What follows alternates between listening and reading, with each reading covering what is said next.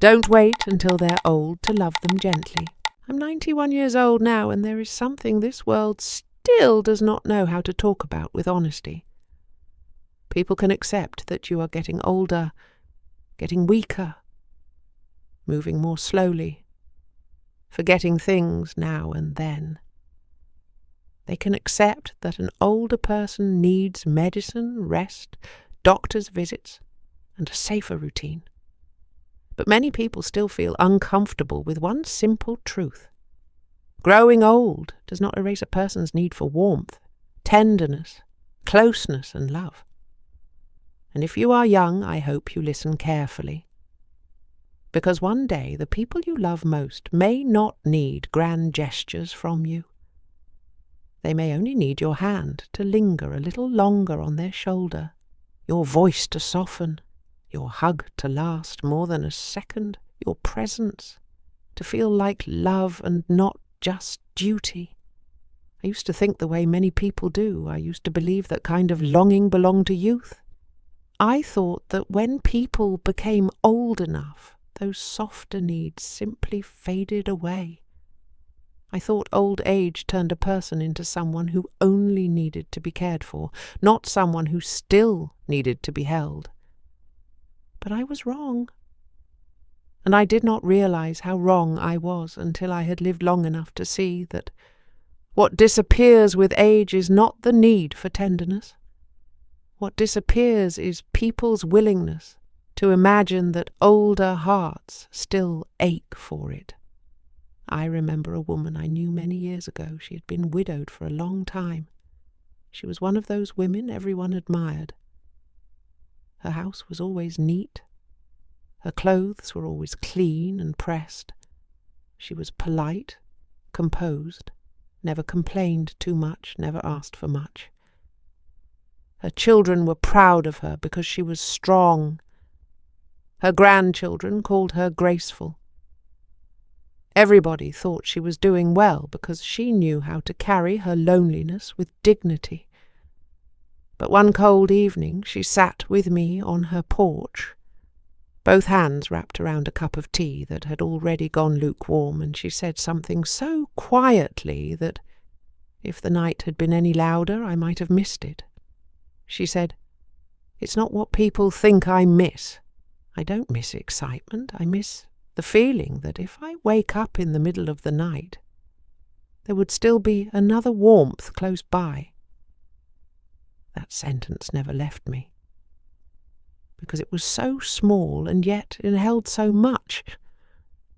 She was not talking about scandal. She was not talking about anything shameful. She was talking about the human ache to not feel alone inside your own body. She was talking about the comfort of nearness, the peace of another person's warmth, the quiet reassurance that your life still touches someone else's life in a tender way. And that is what I wish more young people understood before it is too late. Old age does not cancel that need, it only teaches people to hide it better. I used to think the hardest part of growing old was illness. Then I thought it might be grief. Then I thought it was losing strength. But over time I came to see another kind of pain, one that is rarely spoken aloud. It is the pain of still having a heart that remembers tenderness, while the world around you behaves as though that part of you should already be silent. You are no longer seen as someone who still needs affection. You are seen as someone who needs to be checked on, helped up, reminded, protected. All of that matters, yes, but people do not live by care alone. They also live by gentleness, by warmth, by being treated like they are still fully human, not just fragile.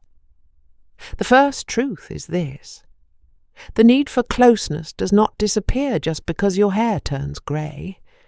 It only becomes harder to speak about. When people are young, the world makes room for their longing. It calls it romance, connection, falling in love, building a life together. But when people grow older, many are expected to become almost invisible in that part of life. as if after a certain age the heart should stop needing softness, as if the body should stop missing nearness. But that is not how it works. A person can be 80, 90, even older, and still feel the ache of being untouched by tenderness for too long. The second truth is this: many older people are not asking for anything dramatic. They are simply starving for warmth in a world that has become too practical with them. A hand resting on the back a little longer, a kiss on the forehead that is not rushed, a hug that feels like presence instead of obligation. Someone sitting beside them, not because they have to, but because they want to. Young people often think love for older parents or grandparents means making sure they eat, take their medicine, get to their appointments, and stay safe. But love becomes incomplete when it loses tenderness. And responsibility can keep someone alive, but gentleness reminds them they are still worth loving.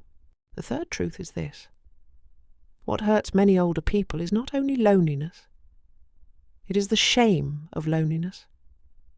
It is having to pretend they no longer miss affection because they do not want to sound needy, embarrassing, or foolish.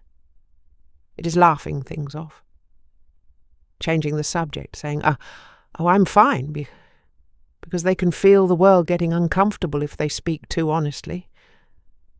And that silence costs people more than we realize, because when someone begins to feel that their need for closeness is somehow inappropriate, they do not just lose comfort, they lose dignity. They begin to feel like one of the most human parts of them has become something they have to hide. The fourth truth is the one I most want young people to hear.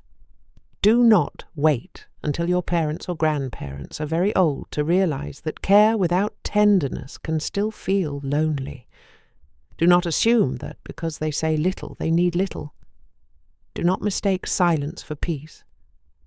Sometimes the people who ask for the least are the ones who have simply learned not to expect warmth anymore. Call them, sit with them, hug them longer. Touch their hands when you speak to them. Look into their eyes when they tell a story, even if you have heard it before. One day you may discover that what they needed was never something huge. It was just to feel, for a few moments, that they were still held in the heart of somebody's life.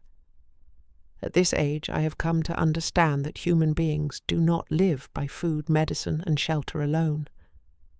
They live by tenderness. They live by the feeling that they are still seen, still felt, still precious to somebody. And if a society knows how to keep older people alive, but does not know how to let them still feel loved, then that society has mistaken survival for care. Real care is not only protection, real care is warmth. Real care is remembering that age does not erase the need to be treated with softness.